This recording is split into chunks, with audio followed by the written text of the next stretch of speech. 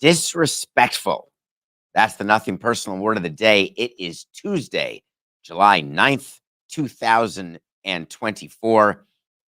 Disrespectful is what Paul George is referring to the offer by the Los Angeles Clippers to retain him. As they are heading into their new arena this coming season, the Intuit Dome, Steve Ballmer had a decision to make. Do I want to keep the crew together? The crew that arguably had zero success together. One conference finals, maybe? James Harden, Paul George, Kawhi Leonard, brothers who in arms who came to the team and said, we want to finish this together. Sign me. Kawhi Leonard got 150 over 3, and Paul George said, I'll take it. But I'm going to want a no trade clause. I appreciate when players ask for no trade clauses. I said no every time but one. The thing about no trade clauses is that it gives all of the power back to the player if it ever comes time that the team that you put together that you think will work doesn't work, and you're left with no choice but to make moves. You do not want to be hamstrung when you're in the position of having to change your mind. Why would the Clippers ever believe that they would need to change their mind? Because everything they've done has not worked. Be that as it may, they make the offer. He says, trade clause. Give me one. They say, no. He says, okay, no problem. How about a 4-year, $212 million deal if you won't give me a no trade clause? And the Clippers said, well, that's more than Kawhi, and we think that that would really hurt our ability to run the team going forward. And as a matter of fact, they even had a statement. We wanted to retain them on contracts, talking about Harden, George, and Kawhi. That would allow us under the constraints of the CBA. Adam Silver is shaking in his britches. Don't talk about this. Under the constraints of the new CBA to continue building the team. We negotiated for months with Paul and his representative on a contract that would make sense for both sides. And we were left far apart. The gap was significant. It appears the gap was only a no trade clause. Why is that significant? The 4-year 212 may be a significant gap versus the 3-year 150. But in this statement, what is becoming very popular with teams, not just in the NBA or the NFL, where we call it a cap casualty. That's one of my favorite terms. Oh, we're so sorry to have to release you. We are terribly upset. We say to our fans, it's a cap casualty. There's nothing we can do. How about this? It's a cap constraint. What's funny about that is that there's really no constraint. As a matter of fact, with aprons, as a matter of fact, going over the cap, while you don't want to pay luxury tax, but many teams do, and the Clippers have, they've made it so that rich owners, should they choose, which is irresponsible and not suggested, and by the way, doesn't really work. And if you end up going way over the cap, we'll talk about the dynasty of the Warriors in a minute and talk about the fact that you can pay huge amounts of luxury tax year after year. You will have an amazing run if you hit it right and you're lucky, however rare that is, but then at some point you pay the piper. Switching to football, with the Dolphins, the hometown team right here, over the cap, did fantastic, had all these players, didn't win a Super Bowl. Now they're paying the bill. It happened with the team, Coca. They won the ring and had the problem. And I told you it's a great job if you can win the ring. For the love of it was the Rams with the young coach. I'm having a minute here on Tuesday. It was the guy who's now on the Lions, Jared Goff, who and his coach was Sean McVay.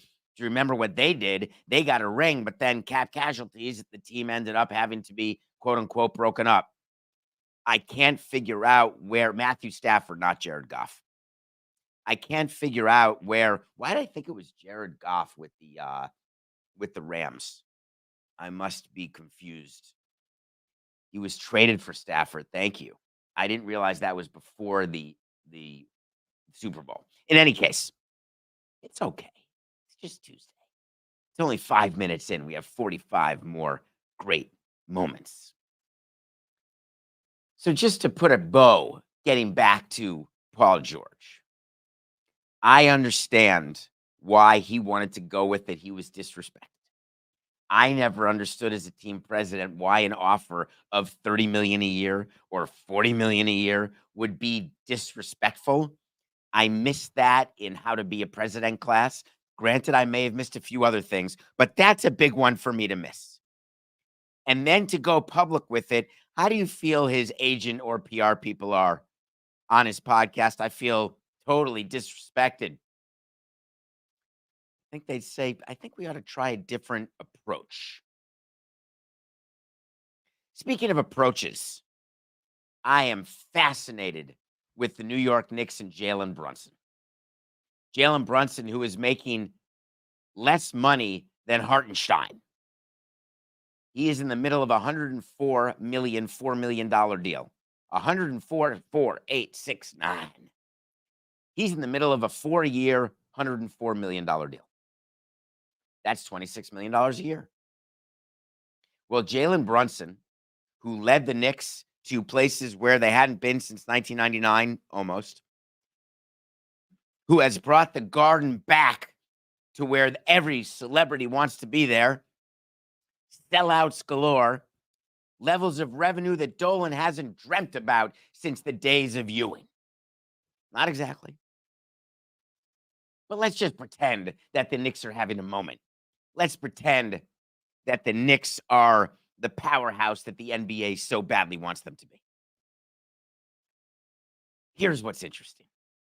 Jalen Brunson can sign right now, this offseason, an extension. He's got a player option next year, then a free agent after that, but can be a free agent next year too if it's a player option. Under the rules of the CBA, which put the T in technical, the R in ridiculous, the C in confusing, Jalen Brunson is eligible to get $157 million over 4 years. Quick math, let's call it roughly $39.25 million a year, up from his current 26. That sounds like an extension that he should 100% sign. Let's go right now. And maybe the Knicks will agree to it too. Until I read an article by Fred Katz in The Athletic. Do you know that if he doesn't sign the extension this year and waits to sign it after next year, his extension can then go to 5 years, $269 million. That's $54 million a year. So quick math. He's at 26. If he signs now, he can go to 39.25. If he waits a year, he can go all the way to 54 and get the extra year. What would you do? What would you advise Jalen Brunson if you were Rick Brunson, the assistant coach of the Knicks, who's also his father?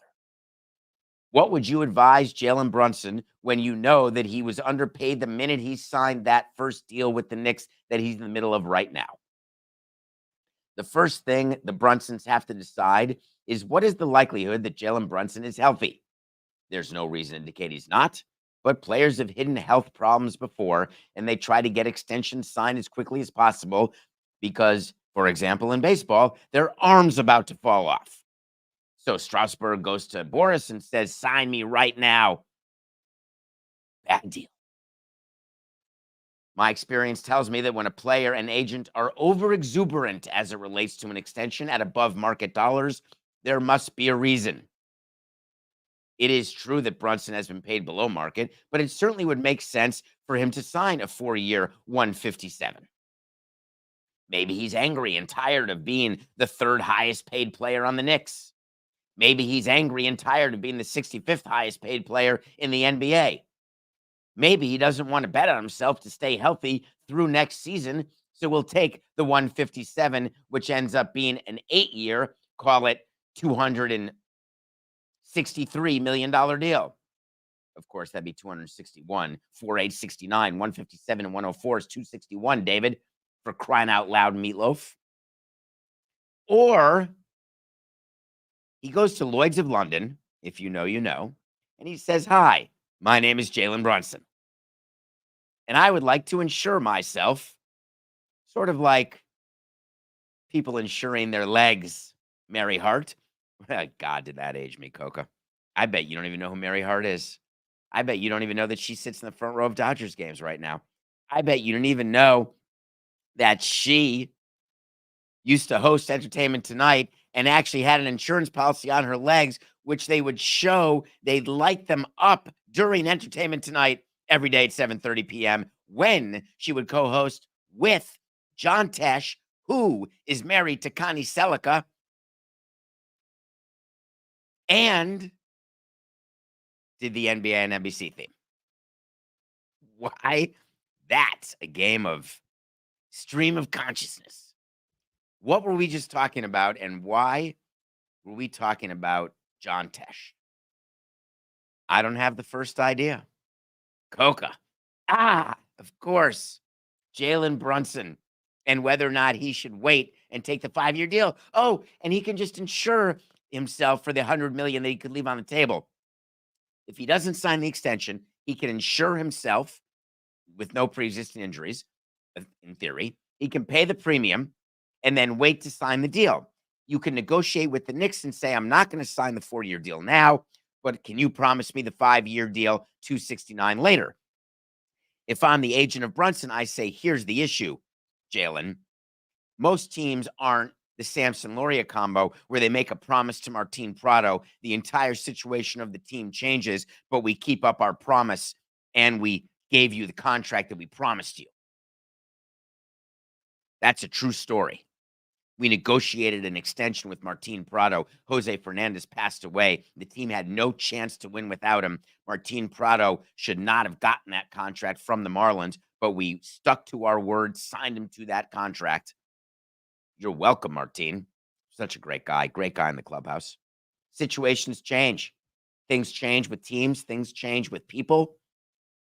The Knicks, it's not an enforceable contract, an enforceable guarantee when the Knicks say, "Don't worry, we got you covered next year. Hang in there, bud. We'll get you the 5. We're going to give you 269. You don't need to take the 157." Don't believe a team when they say that. If it's not signed, it's like in your own world. Do you go based on oral promises? You shouldn't. Things should be in writing, contractual, obligated, income. I'm actually going to give you a wait to see on this, because there's some people who say maybe he'll just take less so he can play with his Villanova guys. Remember, they recreated Villanova with the Knicks right now. Or Brunson says, "It's time for me to be selfish, and I don't want to be disrespected anymore." I'll give you a wait to see. Wait to see is when I tell you something's going to happen, and then I revisit it, unlike the gas bags I deal with every single day with hot takes everywhere that we all see. No one follows up. No one cares if they're right or if they're wrong. How many other shows will go back a month to June 12th and tell you, "I promised you that Joey Chestnut would find a way to participate in the Nathan's hot dog eating contest on July 4th in Coney Island." And guess what? I was wrong. Told you. Followed up. Wait to see. Wrong. How about today's wait to see? Jalen Brunson does not sign an extension this offseason. He does not take the 4-157. He waits for the 5-269. And the New York Knickerbockers, this is not part of the wait to see. Stop the wait to see right there. Will he ever get the 5-269? That'd be another good wait to see. I'm going to reserve judgment just a tad. Let's wait. Let's see how it works out with Villanova reincarnated. I mean, Jalen is only 28 years old. He's turning 28 this summer. I can't imagine him not being in the heart of his career for another 4 years, but we'll wait to see. We don't have to wait to see about the Warriors anymore. Their dynasty is over. Finito. Done. Steph Curry is in his first Olympic team. They're over there and they're getting ready for Paris. They have decided as a team, this has not been widely reported, but they have decided as a team they will not be participating in the triathlon. I love that about them. Lots of media availability, lots of questions, lots of talking. Anthony Edwards talking about he's the number one option on a team where he deserves to be there, but he is not the number one option. Then Steph Curry took the mic and talked about one of my favorite subjects. I love the talk of dynasties. You know I do. I've told you that I think the Giants were a dynasty, San Francisco in the 10s when they won the World Series every other year. We were this close. We won in 97 and 03. If we could win one more, that puts us pretty close to dynasty, maybe.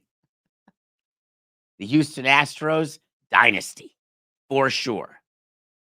The Warriors, dynasty, for sure. Steph Curry said that he thinks the dynasty, like what they had, that's 11 years, almost 12 years, he said, of championship relevancy built around a certain core. He's talking about himself, Klay Thompson, Draymond Green. He said, I don't think it will be replicated just because it's very hard to keep things together in this league. A lot more player movement. Here's where he's not thinking about it fully clearly. Like the Yankees dynasty of 98 to 2000, there's plenty of player movement in and around those teams. There was plenty of player movement with the Warriors, but it's about a team keeping a core. The Yankees had the core four with Posada and Pettit, Mariano Rivera, and the shortstop Jeter. That was their core. The core for the Warriors was always Klay, Steph, and Draymond, but the side pieces always changed. That's all teams are doing right now is putting together, starting with LeBron when he put Bosh and Wade together 14 years ago yesterday. They're trying to get a core, and then they're trying to win with that core. What he really thought of, and what I think he meant yesterday when he said this, is that only one team can win a championship. And when your core doesn't win a championship, you feel as though your core is the wrong core, so you change up the core. Because if you stick to a core too long and they never win, then what exactly have you done? You've become the LA Clippers. And you can't say the LA Clippers are a dynasty. You can't be a dynasty without multiple rings. How about even getting to a finals? The other argument that people are making is that the collective bargaining agreement is stopping dynasties. The collective bargaining agreement that is approved by players. The collective bargaining agreement that has a salary floor, salary cap, that has different aprons, different levels of security in order to try to keep parity alive and payroll down. The same CBA that makes deals where you've got players that you've never heard of making $20 or $30 million a year. That CBA. The question is, are owners so scared of the CBA constraints, the cap casualties, that they don't want to go over the apron? I can talk to you about what happens in Miami with Mickey Harrison, the owner. It's out there amongst team owners and presidents in this market. It's not a secret in the media here that there are moves that Mickey has made to stay under certain tax thresholds. And God bless his soul for doing it. Why wouldn't he? There is nothing written that you've got to pay a luxury tax. There's nothing written that you have to go over the cap. You don't owe it to your fans or to your players to go over that cap. The cap is negotiated. You're right there in the room. Players and union representatives are very aware which teams could, which teams' revenue cannot support certain levels of payroll.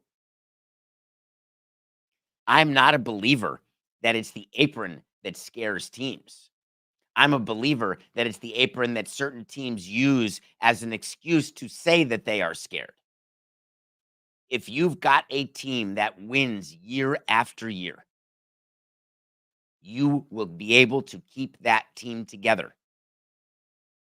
If you've got the right coach, the right players, and the right number of rings, there can be dynasties.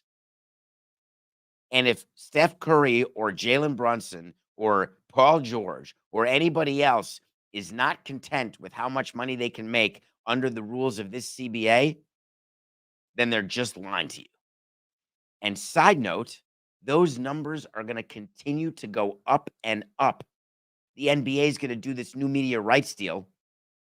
The NBA already cautioned the union and the owners where the salary cap is going because it's tied to revenue and their revenue is about to skyrocket.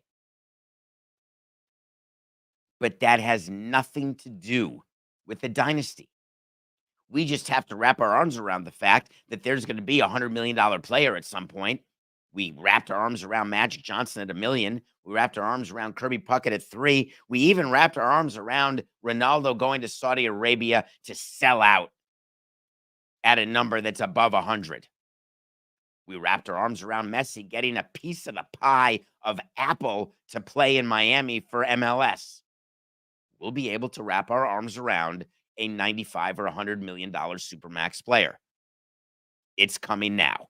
For crying out loud, Meatloaf, we're reading articles that Stephen A. Smith is looking to become a $100 million person using Pat McAfee and the other contracts that have existed now for people who do what I do. But man, SAS does it better in front of more people because he's about Coca to get $250 a year. Can't even. What about Joel Embiid? He's out there in the Olympics, chose to play with America, having fun, letting you know that all's good. He's very happy with his new big three. Happy with Paul George, happy with Maxey. He said something that made me smile. I'd be lying to say that patience wasn't tested, he told the ESPN. I'm at the point where there's no awards, there's no regular season, no all NBA, all stars. Nothing's going to change the way my legacy is. The main one is championship. So when you start thinking about what you want to be remembered as, you want to be remembered as someone that, he meant who's won. Joel Embiid has never won a ring.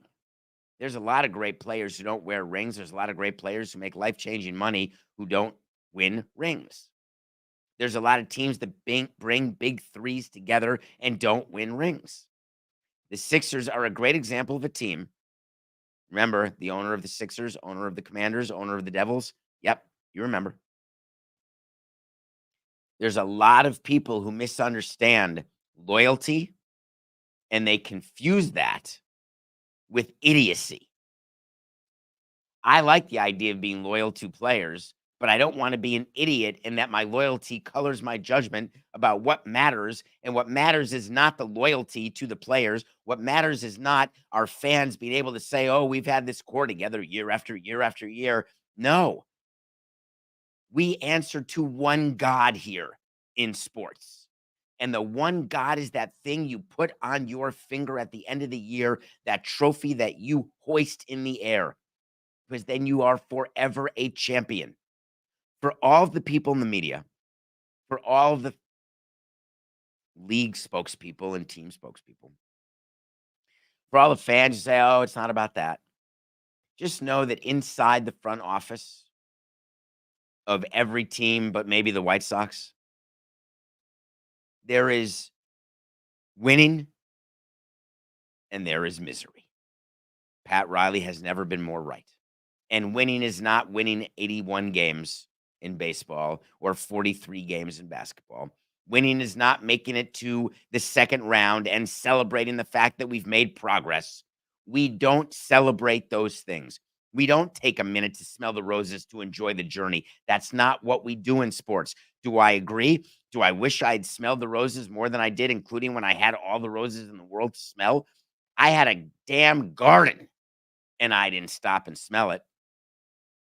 But we are all about being the final team standing. We're built to be miserable. Think about that.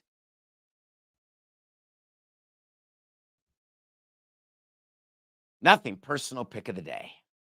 Were you worried? I was. We had Chris Sale going against the Braves. Guess what? Sale got scratched. Sale apparently, Coca, is going to pitch tomorrow, and then he's going to pitch on Sunday. So I think that means, I said he's going against the Braves. I meant going against the D-backs, of course. He is a Brave. He's an all-star.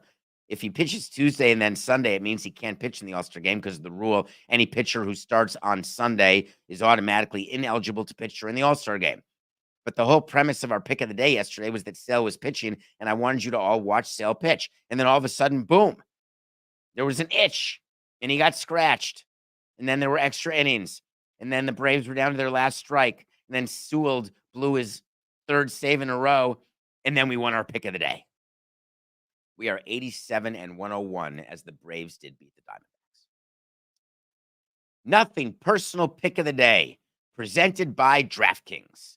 Stay tuned because you'll hear more about DraftKings and all it has to offer throughout the show. DraftKings, the crown is yours. Today, we're looking at 2 baseball games as our nothing personal pick of the day, brought to you by DraftKings. We're starting with the Philadelphia Phillies and Zach Wheeler. All-star Zach Wheeler, best team in baseball, Philadelphia Phillies, in a series that you most certainly should be watching as they are taking on the Dodgers. The Dodgers with a slumping Ohtani. The Dodgers with an injured Betts. The Dodgers with a lineup that is way thinner than pundits would have you believe. And Zach Wheeler should be able to dial through them as exhibited by them being minus 142. Phillies over the Dodgers. Nothing personal pick of the day. Nothing personal pick of the day presented by DraftKings. Stay tuned because you'll hear more about DraftKings and all it has to offer throughout the show. DraftKings, the crown is yours. There's another interesting series, and it involves the New York Yankees and the Tampa Bay Rays. The Rays are plus 110 over Carlos Rodon, and we're taking them. The Yankees, who have not won a series in 7 tries, 0-6-1. The Yankees, who Rodon's last outing, maybe last 2 outings, have involved fights and arguments with Boone. Let me in, let me stay in, don't take me out. Oh my God, we lost again. The Yankees dealing with a closer named to an all-star game over Kimbrel when he shouldn't be. The Yankees dealing with still an injured Stanton, an injured and unproductive Rizzo, a new guy who is boiling hot for 3 minutes in a bag. Don't touch it, but cut it open and let it steam. And all in all, you're left with the team with the worst record in the big leagues since the middle of last month. And the Rays are getting 110. We'll take it. Tampa Bay Rays plus 110 over the New York Yankees. All right, Coca. We're going to take a break. When we come back, we have a So You Want to Talk to Samson /review. Never done it before. And then we want to talk to you about the new merger that's taking place. It turns out that the Redstone family may have figured out how to offload Paramount after all. We'll talk about it after the break.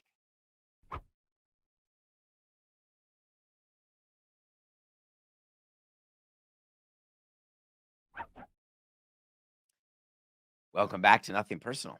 It's David Samson with you on a Tuesday. Thank you for downloading, subscribing. Go to davidsamsonpodcast.com. We got merch. We've got a link to tickets to come see our show in St. Louis on July 22nd. More dates will be announced at some point, hopefully in 25.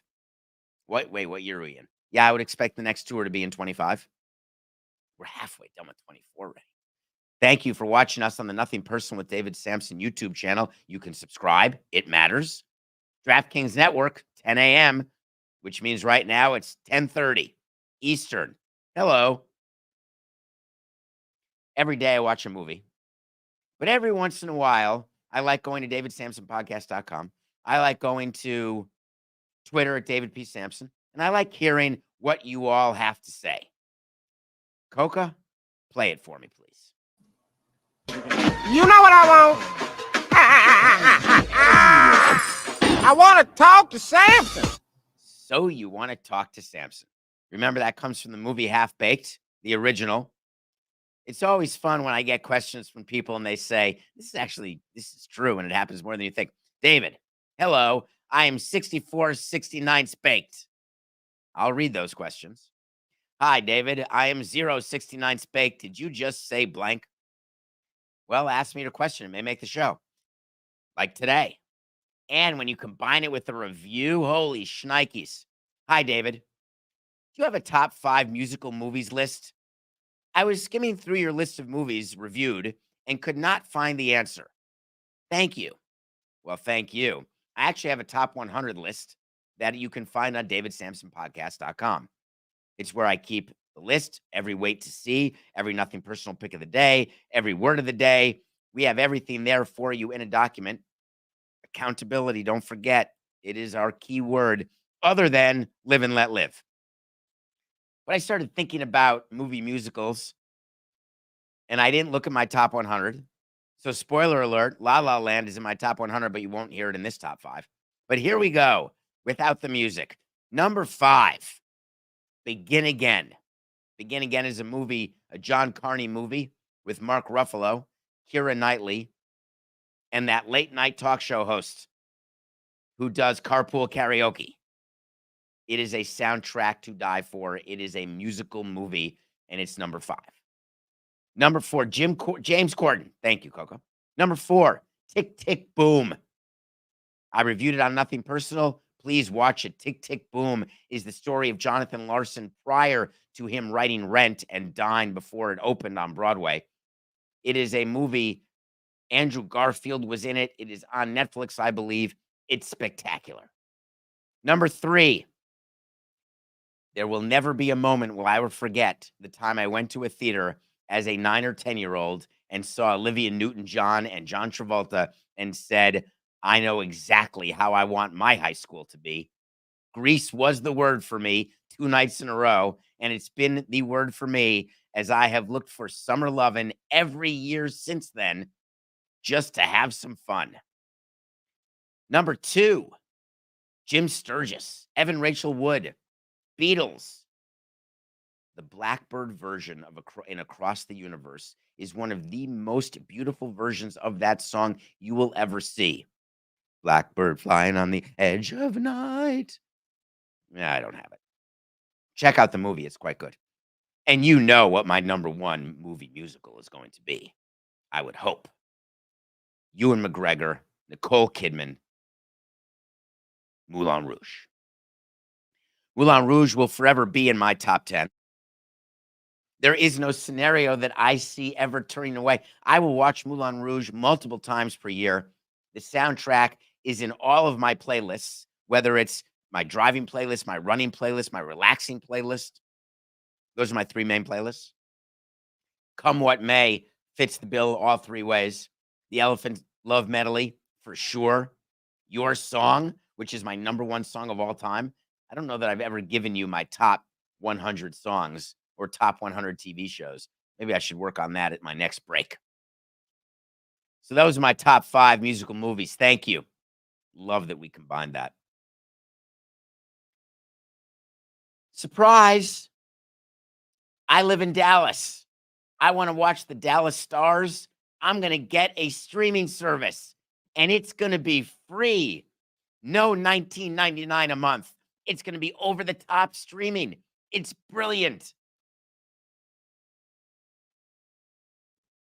That's what the Dallas Stars want you to believe. They made a decision. Why did they make a decision to change how their games are broadcast? Wait a minute. Their broadcasting partner, Ballys, is bankrupt. The $25 million that they're supposed to make per year just for showing up disappeared. Instead of doing what some teams are doing, which is doing those over-the-air deals for scraps of crap, but then getting to say our product is available to the world. The Dallas Stars said, we've got a better idea. Forget over-the-air. Spoiler alert, they're going to do an over-the-air deal. There will be games. There have to be games available over the air. Put that aside. The Dallas Stars announced that they are starting this new service this new entity. It's called Victory Plus. It's a free, wait for it, because free is always good. It's a free direct-to-consumer streaming service created for you, the fan. Hallelujah. Hallelujah. Can we ring a bell? Do we have noises I can press here at Levitard Studio? That finally, the fan is the winner. There's finally a team where no matter who you are, as long as you have internet and as long as you have Wi-Fi or Ethernet, you get every game for free. You don't need to pay for one of those cable channels. You don't have to pay a monthly rate for a streaming service like Netflix or Amazon, although the packages are cool. No, no. You're going to get the Dallas Stars, Free. Who doesn't love that? Other than the Dallas Stars. I love that they're trying to make it so good. I do. I appreciate that they're trying to announce, after years of researching, the Dallas Stars president said, years of researching the right solution and careful planning with our partners, we're proud to announce this pioneering streaming platform that will literally, I always love when you put that in a quote, literally, at least it's not figuratively, literally change the game for sports distribution. Oi. Luckily, it continues. Our first priority has always been our fan base. Thank God. And on Victory Plus, fans will be able to stream 100% of Stars content for free. I don't even know where to start with this.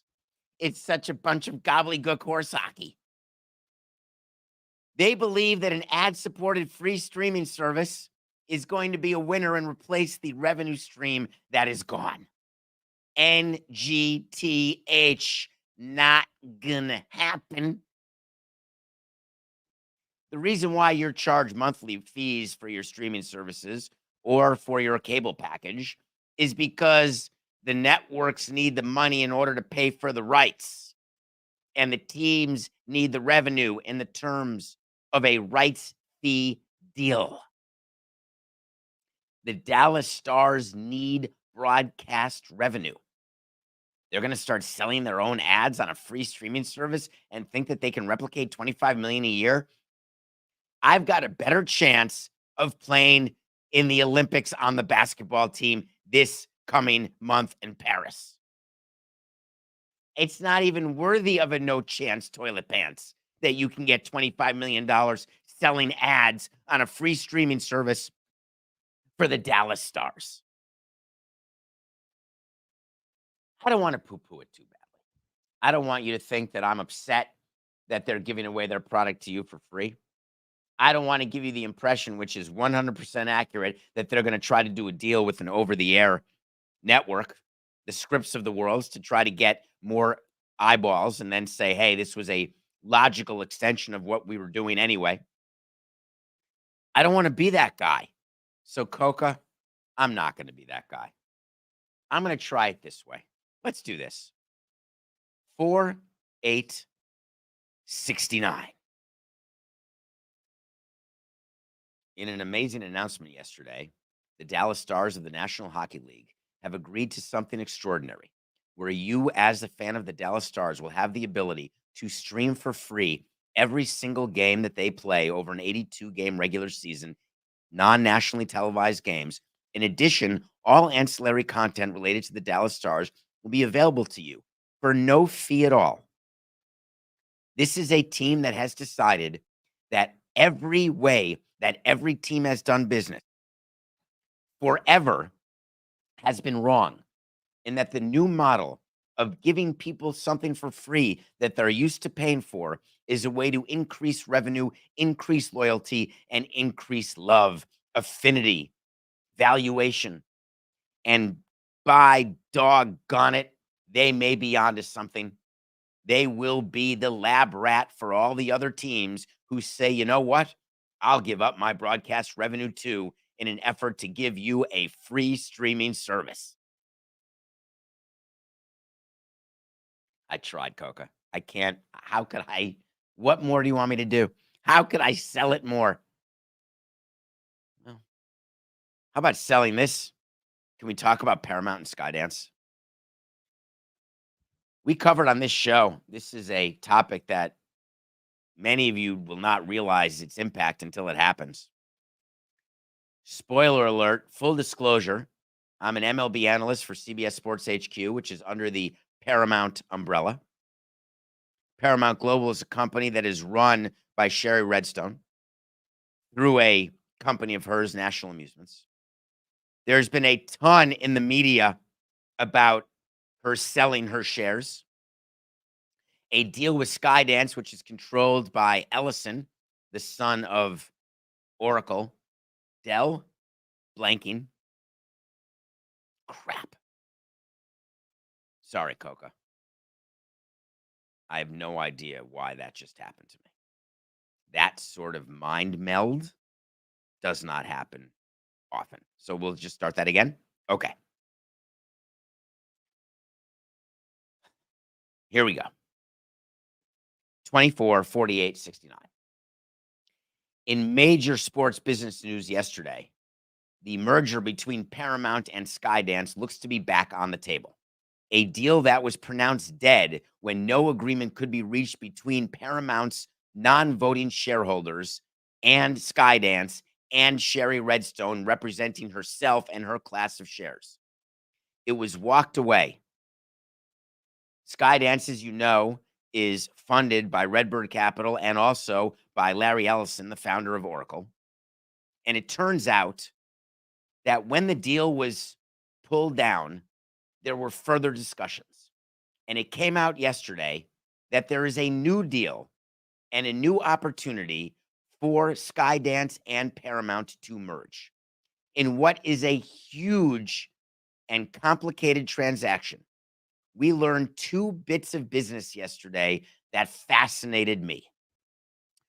One is called a breakup fee. A breakup fee is when you have an agreement to do a deal with somebody, and in the pre-agreement, an MOU, if you will, a memorandum of understanding, an LOI, a letter of intent, you put a provision in and say, we agree to use reasonable best efforts. Don't ever do anything more than that. You really should never agree to do best efforts for anything. But I don't want to get into too much lawyerly stuff, but there are different thresholds of how much trying means trying. In an LOI, we will say we've got a deal, but we've got to paper it. We got a lot of work to do.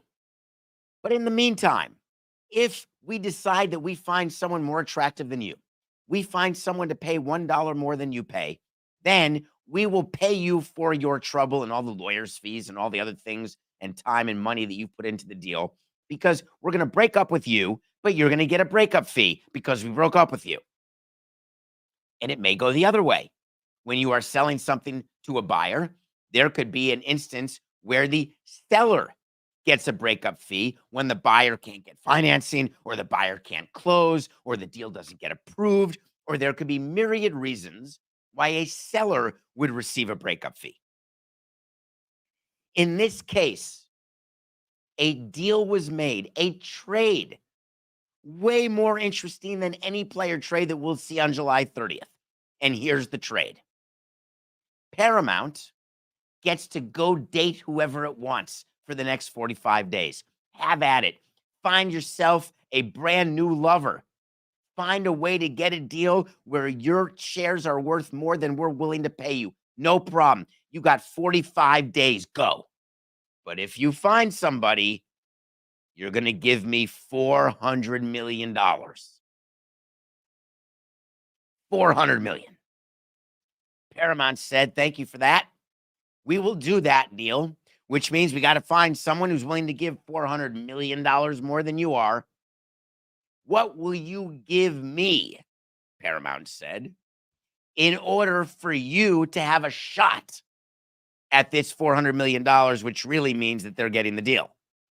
And they said, we've got an idea. Here's the deal we'll make with you, Jerry. We won't require or care about a vote of the Class B shareholders. It's so good. That's been the whole fight the entire time, is that the Class B shareholders were concerned and willing to litigate the fact that Sherry, the Class A shareholders, were not taking care of the Class B shareholders. And there was going to be a big fight between them. And Skydance didn't want any part of it. So the $400 million breakup fee, yes, that is large. There is no question. They're calling it a go shop provision, as in you can shop our offer, but if you do give us 400, but I got news for you. The fact that it deals with the litigation, this is a big story.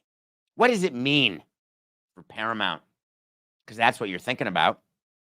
Streaming on Paramount Plus, all the fast channels, all the people who work at CBS, all the different silos, all the different businesses.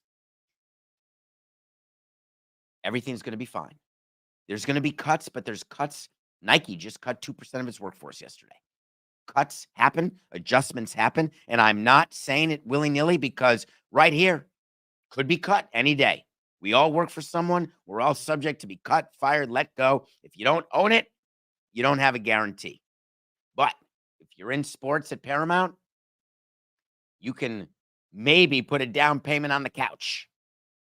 Because what Paramount said and what Skydance said is that sports is us. Sports is the lifeblood of what we want to do here at this merged company of Paramount and Skydance. We've already got NFL and Masters and Big East and Army Navy, and they went on and on and on. We want more. Live sports is a driver. It's like music to the ears of Rob Manfred, music to the ears of Roger Goodell and Adam Silver, and even maybe Gary Bettman. The knowledge that a company like this, where they're having major issues, tons of debt that needs to be taken off the books, tons of contraction and cuts that need to happen to make the company a going concern in order that the stock price is not quashed. Still, they talk about sports. And you wonder why people want to own sports teams. You wonder why sports team valuations are where they are, or players are paid what they're paid to play. In a transaction this size, Paramount Skydance merger, when sports is the first thing discussed as, hey, we want more, not less. If that's not a leading indicator of where this industry is, I don't know what is. Now, keep in mind, there's plenty left to do. They got to get regulatory approval. That is no slam dunk, and it can take forever. They have to go through this 45-day shopping period, which they will do. They will not get a superior offer during this 45 days. I promise you that. So the $400 million go shop fee will not be paid. This deal will go forward if it's approved by the regulatory agencies. Then you will have all sorts of mechanical, the lawyer fees are going to be amazing, but the mechanics of the deal with the Ellison family and Redbird Capital putting money in, they merge, then they break, then Sherry gets paid. All of this happens. And what does it mean to you? You're good. Doesn't mean anything. I mean, I'm talking about it because it is meaningful, because we're seeing consolidation. We're seeing bundling. We're seeing companies figuring out what they have to do to keep streaming, keep giving you live sports, keep figuring out what to do, knowing that they're not making money the way they should be, except for Netflix, trying to figure out what their exact plan to monetization will be, what their path to profitability will be. We heard in the show that somebody's path to profitability, Dallas, is giving you stuff for free. I would not assume that is what's coming. There is no better example. Paramount, Skydance, sports. It's just business. This is nothing personal.